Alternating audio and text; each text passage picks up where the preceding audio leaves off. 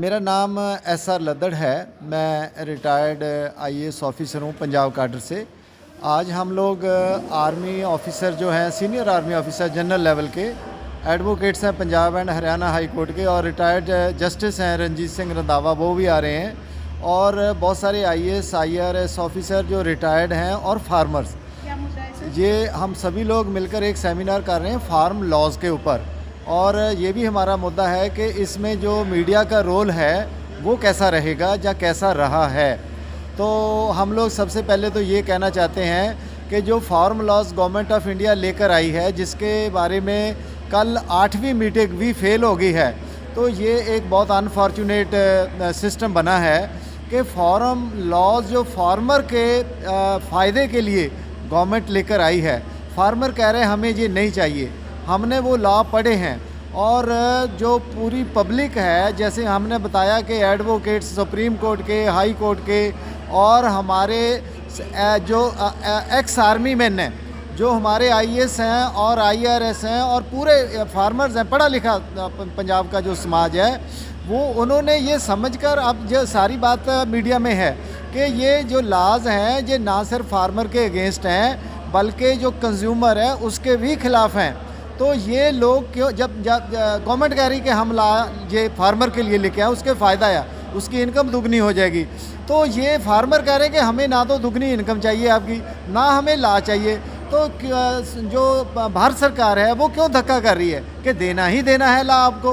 तो वो जो सिस्टम है वो समझ से परे नहीं है, क्योंकि उनका जो लॉज है वो उसका बेनिफिट जो है वो कॉरपोरेट घरानों को होने वाला है और हो रहा है। तो ये जो अपना पंजाब के किसानों ने खास करके जो अपनी ज़मीन पानी प्रदूषित कर लिया है और अपने पूरे भारत का पेट भरा है, आज वो अपना जो किसान है वो सड़कों पे है, ठंड में मर रहा है, 50 से ऊपर किसान मर गए हैं। तो भारत सरकार को इतना इंसेंसिटिव नहीं होना चाहिए। सर, आप अपना नाम और डेजिग्नेशन बता दीजिए, और प्लीज़ बताइए कि आज जो हम कॉन्फ्रेंस करने जा रहे हैं, सेमिनार करने जा रहे हैं, इसमें क्या मुद्दे रहेंगे, कि आप क्या नया लॉ पास करने जा रहे हैं, क्या करने जा रहे हैं, कि किस तरह के आप नियम ला रहे हैं, जानते हैं? मैं lieutenant colonel GPS Virk retired, एक फ़ौजी के एक्स वेटरन के नाते, प्लस ये एज ए रिस्पॉन्सिबल सिटीज़न के नाते आज हम लोग ये सेमिनार कर रहे हैं, जैसे कि अभी आप लोगों को लड्डा साहब ने बताया। और इसके अंदर इस सेमिनार के अंदर और ये में हम ये डिस्कस करेंगे कि क्या कहीं पर ये जो किसान हैं ये मिसगाइडेड तो नहीं है, नंबर 1। इससे पहले कि मैं और दूसरा चीज़ें बताऊँ आपकी, हमें एक पुरानी जो चीज़ है उसके बारे में बिल्कुल क्लियर होना चाहिए कि एक पुरानी कहावत है, उत्तम खेती मध्यम बान नीच चाकरी कुकर निधान। हम लोग इस विचारधारा पे पहुंच गए हैं कि जो नीच आदमी हैं, जो चाकरी कर रहे हैं, जो सर्विसेज कर रहे हैं, जो रिप्रेजेंटेटिव्स हैं, उन्होंने एक ऐसा गलत तरीके से एक ऐसा ये कानून बनवाया है जिससे कि इफेक्ट तो एक्चुअल में बिजनेसमैन को हो रहा है, इफेक्ट एक्चुअली में कंज्यूमर को फाइनली होने वाला है।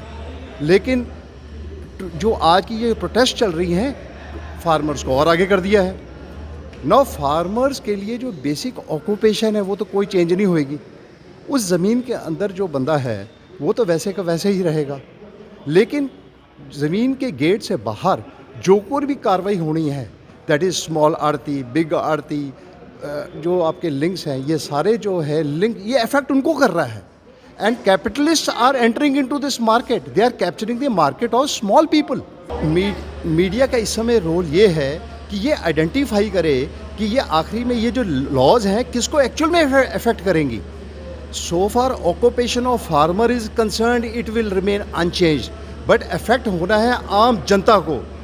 और जो छोटे बिजनेसमैन हैं, छोटे आड़ती हैं, बीच के ये पॉलिटिकल पार्टीज़ हैं, जो ये पॉलिटिकल पार्टीज़, ये पॉलिटिकल लीडर्स बने हुए हैं, जो इनके नाम पे वोट लेते हैं किसानों के नाम पे, इन सब को इफेक्ट होना है, because nothing will be left in their hands to influence the farmers now, and specially when these laws have been made centrally. तो सेंट्रल लॉ बनने से जो पावर्स स्टेट के पास होती थी वो भी ख़त्म हो गई हैं। सो जो स्टेट्स जो इस समय हम हेल्प आउट कर रहे थे, किसी तरीके MSP बनाते कि एग्रीकल्चर लॉज बना देते थे, तो जो फेडरल मैकेनिज्म जो हमारा कॉन्स्टिट्यूटेड था वो भी टूट गया है इस लॉ के साथ। And not only that, it will affect the whole political system, it will socio economic system पूरा चेंज होने वाला है इस लॉज के साथ। They are very radical and revolutionary laws. तो आप क्या चाहते हैं? हम ये चाहते हैं कि मीडिया खास करके इस चीज़ की तरफ आइडेंटिफाई करे, ये जाके किसानों के सिर्फ लंगर मत देखे, ये किसानों को सरदार मत देखे, ये किसानों को टेररिस्ट मत देखे, ये टेररिस्ट इनका जो इफेक्ट है ये अंदाता है, ये सब लोगों को खाना राशन पानी दे रहे हैं। And they will continue for ages, they have been doing good work. Media इस समय उनकी जो हरकत हो रही है उसके ऊपर फोकस्ड है, but they are not realising what effect this laws will have on the entire public, entire nation as such. It's a huge revolutionary and a radical law when it will be put into practice. छोटे छोटे जितने businessman हैं सारे consume हो जाएंगे इसके अंदर। Sir आपका क्या कहना है इस पर? मैं ये कहना चाहता हूँ मैडम कि जो रोल मीडिया का है वो कहीं ना कहीं हम लोग फेल हुए हैं, मीडिया भी फेल हुआ है। अगर मीडिया अपनी सही भूमिका निभाता, जब ऑर्डिनेंस आया था तब मीडिया ने क्वेश्चन नहीं किया कि ये अपना इतनी क्या इमरजेंसी है कि आप पार्लियामेंट सेशन का वेट भी नहीं कर रहे। आज मैं आपको धन्यवाद देता हूं कि मीडिया बहुत पॉजिटिव रोल प्ले कर रहा है, सिवाय उन कारपोरेट घरानों के कंट्रोल्ड मीडिया के सिवाय जो सोशल मीडिया स्पेशली और कुछ प्रिंट मीडिया भी बहुत बढ़िया रोल प्ले कर रहा है और जो किसान की और लेबर की, खेत मजदूर की बात को रख रहा है। लेकिन आज मैं ये मीडिया को ये भी कहना चाहता हूँ कि ये किसान का जो कानून है उनके खिलाफ जो लेकर सरकार लेकर आई है, जिनको रिपील ना करने के लिए एडमेंट है, वो जो बात अभी तक सामने नहीं आई है वो है लेबर लॉस, जो लेबर के, खेत मजदूर के और फैक्ट्री लेबर के खिलाफ हुए हैं।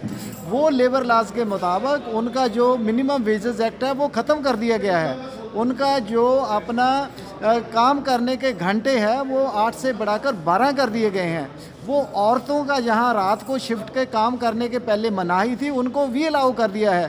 कारपोरेट इंडस्ट्री के फेवर करने के लिए ये सरकार एक मनुवादी लॉज लेकर आई हैं। We are not progressing, we are going back to the medieval period, ताकि ये जो अपना एक गरीब इंसान है वो दोबारा गुलाम बन जाए।